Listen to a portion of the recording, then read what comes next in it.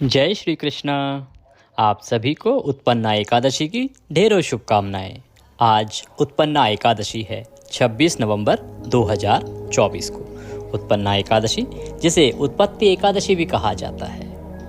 आज हम सुनेंगे उत्पन्ना एकादशी की व्रत कथा महात्म्य। व्रत कथा महात्म्य कौन सा? जो शास्त्रों में वर्णित है, जो पुराणों में वर्णित है, जिसे एकादशी के दिन अवश्य ही सुनना चाहिए। जो व्रत कर रहे हैं उन्हें तो सुनना ही चाहिए। जो व्रत नहीं कर रहे हैं ना, यदि वो भी इसको सुनते हैं तो उनके लिए भी ये अति लाभदायी है। बहुत ही पुण्यदायी कथा है, बहुत ही पुण्यदायी प्रसंग है, क्योंकि इस कथा में वृतांत आता है एकादशी की उत्पत्ति का, कि एकादशी की उत्पत्ति हुई कैसे थी। और उत्पन्ना एकादशी का जो महात्म्य है, ये भगवान श्री कृष्ण युधिष्ठिर को सुना रहे हैं, जो भगवान ब्रह्मदेव और नारद जी के माध्यम से भी हमारे पास आता है। तुरंत हम सुनेंगे, आज का महात्म्य सुनेंगे। उससे पहले आपसे निवेदन है कि कृपया कमेंट बॉक्स में ओम नमः भगवते वासुदेवाय अवश्य लिखें। इससे भगवान श्री हरि विष्णु आपकी सभी इच्छाएं पूरी करेंगे, भगवान प्रसन्न होंगे और आपके जीवन के सभी दुख दूर होंगे। इसीलिए कमेंट बॉक्स में लिखें ओम नमः भगवते वासुदेवाय या जय श्री हरि विष्णु।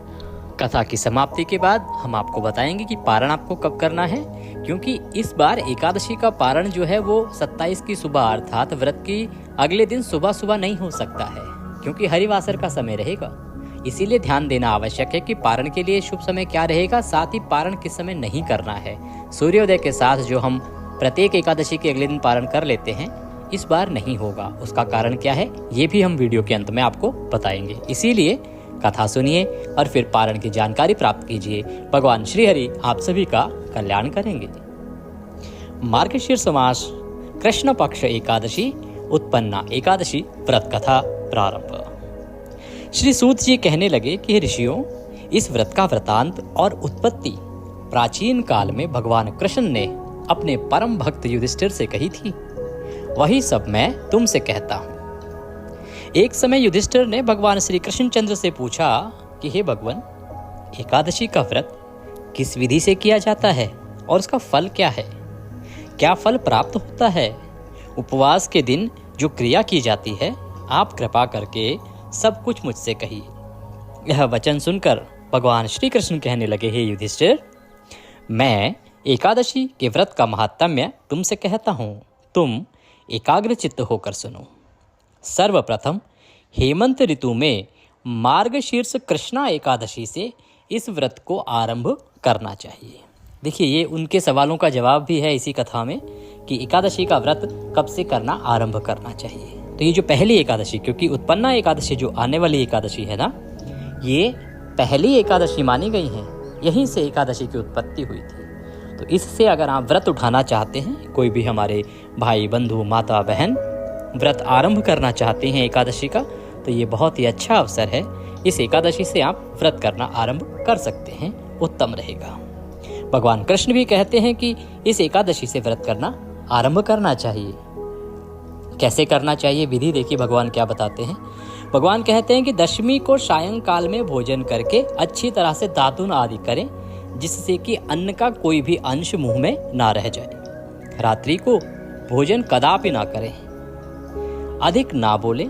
एकादशी के दिन प्रातः 4 बजे उठकर सबसे प्रथम व्रत का संकल्प करें। हम कहते हैं आपसे कि ब्रह्म मुहूर्त में उठना चाहिए, तो भगवान श्री हरि कहते हैं कि प्रातः 4 बजे आपको उठना है। उठ के सबसे पहले व्रत करने का संकल्प करना है। उसकी विधि आपको बताई है। भगवान कहते हैं कि अमुक संवत्सरे, जो भी संवत्सर है वह संवत्सर बोलिए। आप बोलेंगे मार्गशीर्ष मासे कृष्ण पक्षे पुण्य पर्वणि एकादशी तिथो अमुक वासरे।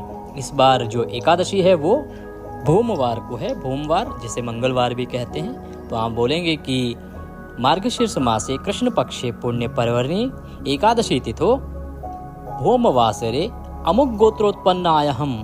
जो आपका गोत्र है ना, सरनेम, वह बोलिए कि इस गोत्र में जो उत्पन्न है अपना गोत्र बोलिए। अमुक नामनो हम, अपना नाम बोलिए।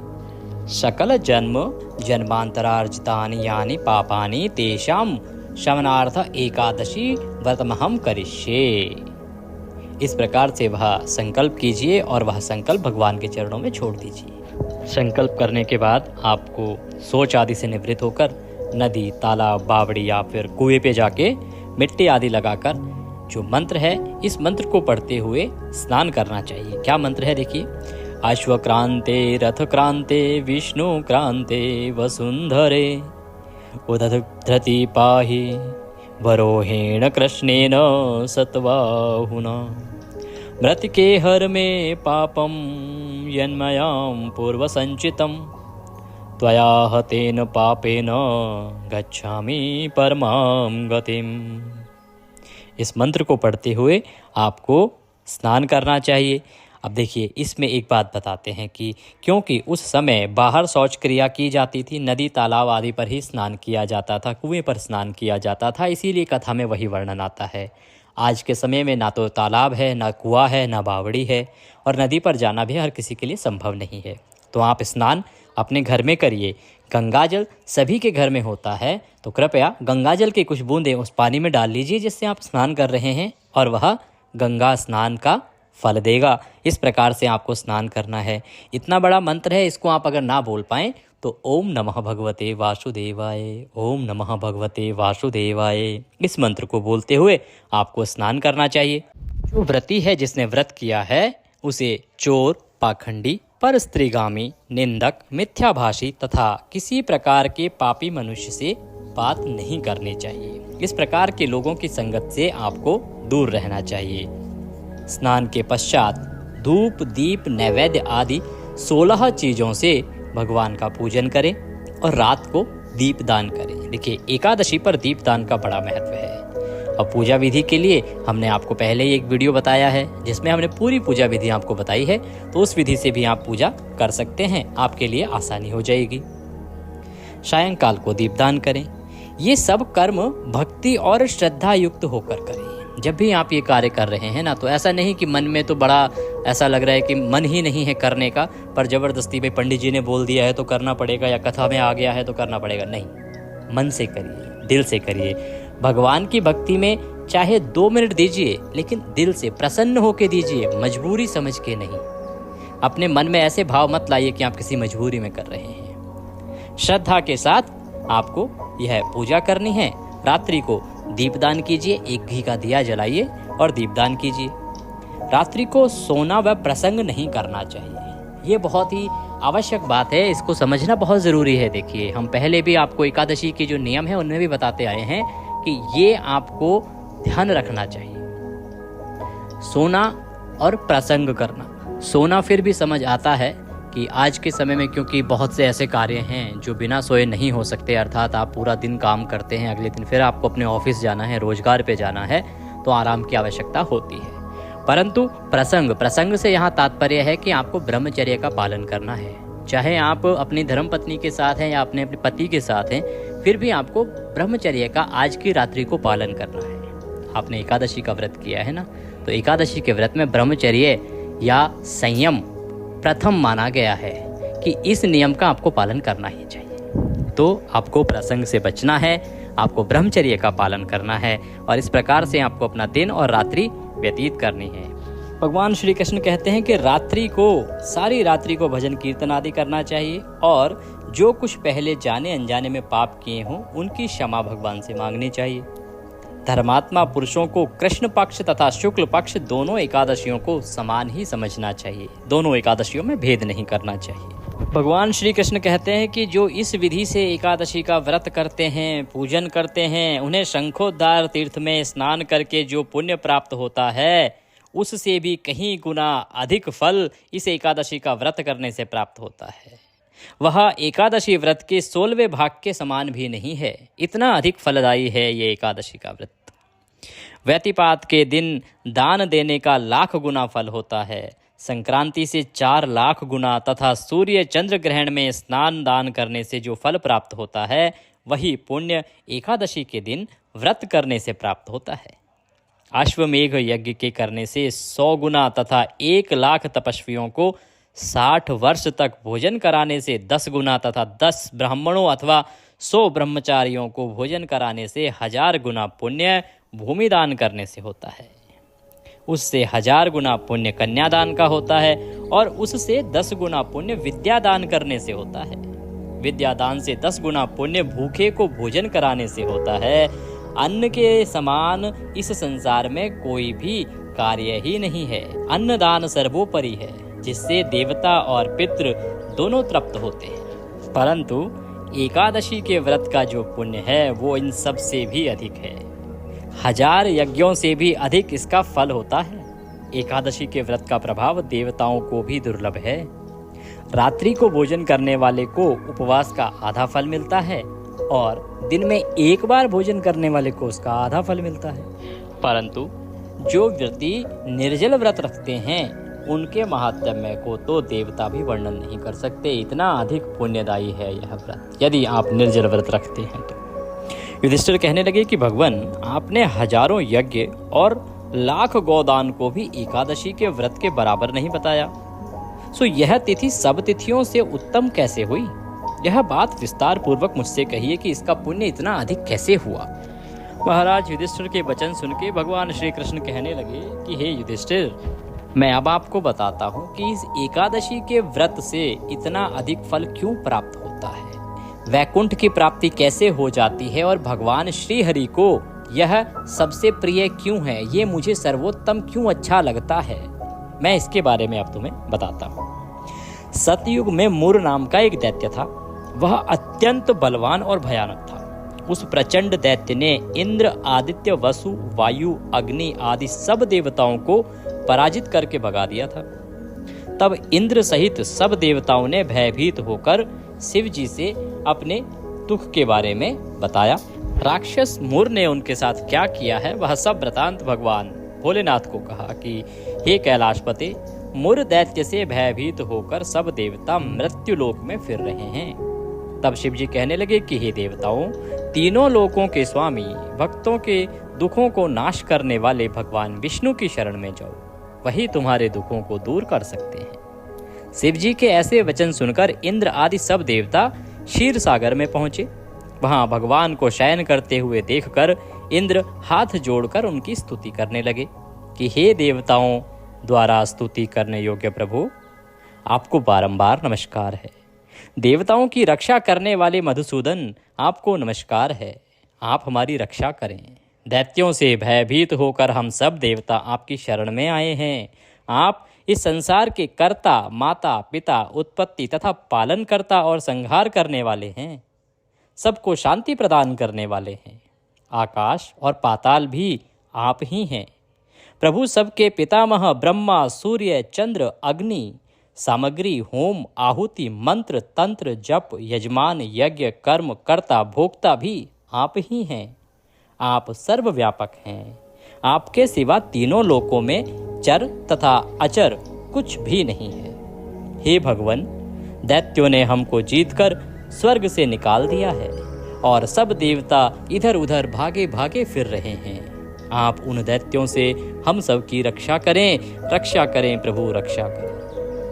इंद्र के ऐसे वचन सुनकर भगवान विष्णु कहने लगे कि हे इंद्र, ऐसा मायावी दैत्य कौन है जिसने सब देवताओं को जीत लिया है? उसका क्या नाम है?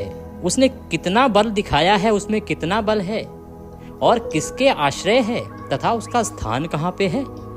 यह सब मुझे कहो। भगवान के ऐसे वचन सुनकर इंद्र बोले, भगवान, प्राचीन समय में चंद्रावती नगरी में नाड़ी जंग नाम का एक राक्षस था। उसी के महापराक्रमी और लोक विख्यात मूर नामक पुत्र ने सब देवताओं को स्वर्ग से निकालकर वहां अपना अधिकार कर लिया है। वह इंद्र, अग्नि, वरुण, यम, वायु, ईश, चंद्रमा, नैवृत आदि सबके स्थान पर अधिकार करके और सूर्य बनकर आप ही प्रकाश करता है। वह स्वयं मेघ बन बैठा है और सबसे अजय है। हे असुर निकंदन, उस दुष्ट को मारकर देवताओं को निर्भय बनाइए, हमारी रक्षा कीजिए। इंद्र के ऐसे वचन सुनकर भगवान कहने लगे कि हे देवताओं, मैं शीघ्र ही तुम्हारे शत्रु का संहार करूंगा। तुम चंद्रावती नगरी को जाओ। इस प्रकार कहकर भगवान सहित सब देवताओं ने चंद्रावती नगरी की ओर प्रस्थान किया। उस समय दैत्यपति मूर दैत्य सेना लेकर युद्ध भूमि में गरज रहा था। उस बलवान असुर की गर्जना सुनकर सब देवता भय के मारे चारों दिशाओं में भागने लगे। जब स्वयं भगवान रणभूमि में आए तो दैत्य उनको भी देखकर अनेक प्रकार के अस्त्र शस्त्र तथा आयुध लेकर दौड़े। सभी दैत्य भगवान को मारने के लिए उद्यत हुए। भगवान ने उनको आता देखकर सर्प के समान अपने बाणों से उनके शरीरों को बींध डाला। अनेक दैत्य उनके हाथों से मारे गए। एक मुर को छोड़कर बाकी सब राक्षसों को भगवान श्री हरि ने पल भर में ही मृत्यु के घाट उतार दिया। राक्षस मुर अविचल भाव से भगवान के साथ युद्ध करता रहा। भगवान जो भी तीक्ष्ण बाण उसके शरीर में मारते वह उसके लिए पुष्पों के समान हो जाता। शस्त्रों के प्रहार से उसका शरीर छिन्न भिन्न हो गया, परंतु वह फिर भी युद्ध करता ही रहा। अब वे आपस में मल्ल युद्ध करने लगे। 10,000 वर्ष तक उनका मल्ल युद्ध होता रहा, परंतु दैत्य भगवान से पराजित नहीं हुआ। तब भगवान विष्णु युद्ध से थककर बद्रिका आश्रम को चले गए और वहां पर एक हेमवती नाम की सुंदर गुफा थी, उसमें विश्राम करने लगे। और विश्राम करने के लिए उन्होंने गुफा में प्रवेश किया। यह गुफा 12 योजन लंबी थी। उसका एक ही द्वार था। विष्णु भगवान वहां जाकर सो गए। वह दैत्य भी उनको ढूंढता ढूंढता वहां आ पहुंचा और उनको सोया हुआ देखकर उनको मारने के लिए आगे बढ़ा। वह अभी मारने का प्रयत्न कर ही रहा था कि उनके शरीर से, भगवान श्रीहरि के शरीर से, एक अत्यंत प्रभावशाली सुंदर कन्या अस्त्र शस्त्र धारण किए हुए उत्पन्न हुई और दैत्य के सामने आकर युद्ध करने लगी। वह दैत्य उस बलवान कन्या को देखकर आश्चर्यचकित होकर उसके साथ युद्ध करने लगा। उस कन्या के ऐसे भयानक पराक्रम को देखकर दैत्य विचारने लगा कि इस कन्या को किसने बनाया है जो ऐसा भयानक युद्ध कर रही है। वह ऐसा विचार कर ही रहा था कि उस महादेवी ने उस बलवान दैत्य के रथ को चूर चूर कर दिया तथा उसके अस्त्र शस्त्रों को काटकर टुकड़े टुकड़े कर दिए। तब वह दैत्य महान क्रोध करके मल्ल युद्ध करने लगा, परंतु देवी ने उसको धक्का मारकर मूर्छित कर दिया। जब वह दैत्य मूर्छा से जागा तो उस देवी ने उसका सिर काट डाला। इस प्रकार वह दैत्य तो पृथ्वी पर गिरकर मृत्यु को प्राप्त हुआ और बाकी दैत्य जो बचे थे वो डरकर पाताल लोक को भाग गए। जब भगवान विष्णु की निद्रा टूटी तो उन्होंने मुर नाम के दैत्य का कटा हुआ सर देखा और दूसरी तरफ दोनों हाथ जोड़कर खड़ी हुई एक कन्या को देखा। तब भगवान उस कन्या से पूछने लगे कि हे देवी, जिस दैत्य से इंद्र आदि सब देवता भयभीत होकर स्वर्ग से भाग गए थे उसको किसने मारा है? तो वह कन्या हाथ जोड़कर कहने लगी कि भगवान, जब आप निद्रा में थे तो यह दैत्य आपको मारने के लिए आया था। उस समय आपकी योग माया द्वारा आपके शरीर से उत्पन्न होकर मैंने ही इस दैत्य को मार गिराया है। यह सुनकर भगवान कहने लगे कि हे देवी, तुमने देवताओं के भय को दूर करके बड़ा भारी कार्य किया है, अतः तुम अपनी इच्छा अनुसार वर मांगो। तब वह देवी बोली कि हे भगवान, यदि आप मुझको वरदान देना ही चाहते हैं तो यह वरदान दीजिए कि जो कोई मेरा व्रत करे उसके सब पाप नष्ट हो जाएं और अंत में वह मोक्ष को प्राप्त हो। उसकी जो भी कामना हो उसको आप पूरा करें। इस व्रत का पुण्य है उसका आधा रात्रि को भोजन करने वाले को मिले और जो एक बार भोजन करे उसको भी आधा फल प्राप्त हो। जो मनुष्य भक्ति पूर्वक मेरे व्रत में एक बार भी भोजन ना करे उसको धर्म, धन और मुक्ति प्राप्त हो। भगवान कहने लगे, हे कल्याणी, ऐसा ही होगा। मेरे और तुम्हारे भक्त एक ही होंगे और वे अंत में मोक्ष को प्राप्त करके मेरे लोक को जाएंगे। क्योंकि तुम एकादशी को उत्पन्न हुई हो, अतः तुम्हारा नाम एकादशी होगा। तुम मुझे सब तिथियों से प्रिय हो, इस कारण तुम्हारे व्रत का फल सब तीर्थों से भी अधिक फल देने वाला होगा। ऐसा कहकर भगवान वहां से अंतर्ध्यान हो गए और प्रभु के उत्तम वचनों को सुनकर एकादशी अत्यंत प्रसन्न हुई। बोलिए एकादशी मात की जय। इस प्रकार माँ एकादशी का प्रादुर्भाव हुआ, जन्म हुआ। कथा अभी बाकी है, आगे सुनाते हैं कि भगवान आगे क्या कहते हैं। कि भगवान श्री कृष्ण कहते हैं कि हे युधिष्ठिर, सब तीर्थों के फल से एकादशी का व्रत सबसे अधिक फल देने वाला है, सर्वश्रेष्ठ है, क्योंकि यह भगवान श्री हरि को अति प्रिय है। एकादशी व्रत करने वाले को मैं मोक्ष पद देता हूँ उसके शत्रुओं का नाश एवं समस्त विघ्नों को नष्ट करता हूँ। यह मैंने तुमको एकादशी की उत्पत्ति का सब वृतांत बतलाया है। एकादशी पापों को नष्ट करने वाली तथा सिद्धि को देने वाली है। उत्तम पुरुषों को दोनों पक्ष की एकादशियों को समान ही मानना चाहिए, कोई भेदभाव नहीं समझना चाहिए। जो मनुष्य इस एकादशी के महात्म्य को पढ़ता अथवा सुनता है उसको अश्वमेध यज्ञ का फल प्राप्त होता है और वह करोड़ों वर्ष तक विष्णु लोक में वास करता है, वहां भी उसका पूजन होता है। जो मनुष्य एकादशी महात्म्य के चौथे भाग को भी पढ़ लेता है या सुन लेता है उसके भी अनेकों पाप नष्ट हो जाते हैं। विष्णु धर्म के बराबर दूसरा कोई धर्म नहीं है और एकादशी व्रत के समान दूसरा कोई व्रत नहीं है। इस प्रकार यह एकादशी महात्म्य व्रत कथा यहाँ समाप्त होती है। बोलिए विष्णु भगवान की जय, बोलिए कृष्ण भगवान की जय। यह परम पुण्यदायी एकादशी कथा आपको सुननी चाहिए। अगर व्रत कर रहे हैं तो यह महात्म्य सुनना अति आवश्यक है, और व्रत नहीं कर रहे हैं तो इसके सुनने मात्र से भी आपके अनेकों पाप नष्ट होते हैं, आपके जीवन की परेशानियां दूर होती हैं। कमेंट करके अवश्य लिखिए जय श्री कृष्णा, जय श्री हरि या ओम नमः भगवते वासुदेवाय। भगवान श्री हरि आपकी सभी इच्छाएं पूरी करेंगे।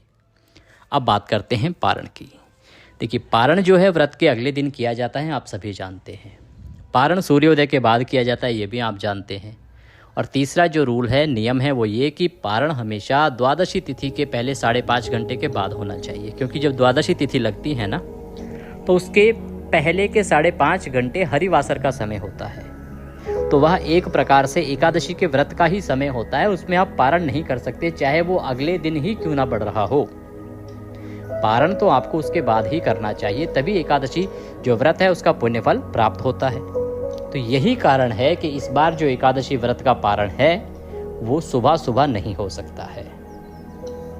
एकादशी व्रत वाले दिन जब आप व्रत कर रहे हैं, अगले दिन पारण के लिए सूर्योदय से पहले आपको अवश्य उठना चाहिए। उठ के स्नान आदि करके भगवान की पूजा करें। पूजा की विधि आपको बताई गई है। पूजा करने के बाद पुष्पांजलि अवश्य अर्पित करनी चाहिए। पुष्पांजलि में निवेदन होता है कि आपने जो भी व्रत किया है, पूजन किया है, इसमें कोई गलती त्रुटि भूल हुई हो तो उसके लिए भगवान क्षमा करें। और क्षमा याचना करने के बाद भगवान को नमन करें। दंडवत नमन करने के बाद आपको किसी ब्राह्मण को दान देना चाहिए। दान दक्षिणा देने के बाद व्रत का पारण करना होता है।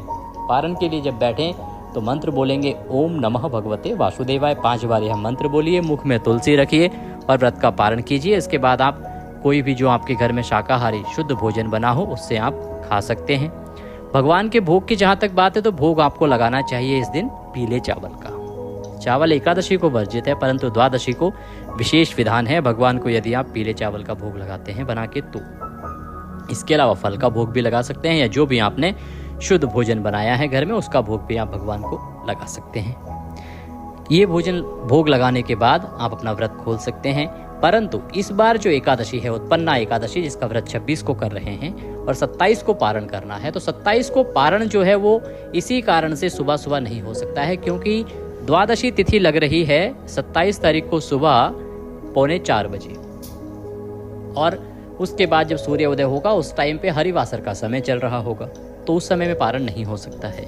अब पारण के शुभ समय की अगर बात करें तो पारण का शुभ समय 27 तारीख को रहेगा दोपहर को 1:20 से और 3:20 तक। इस समय में आप पारण करें तो सर्वोत्तम रहेगा, ये शुभ मुहूर्त है।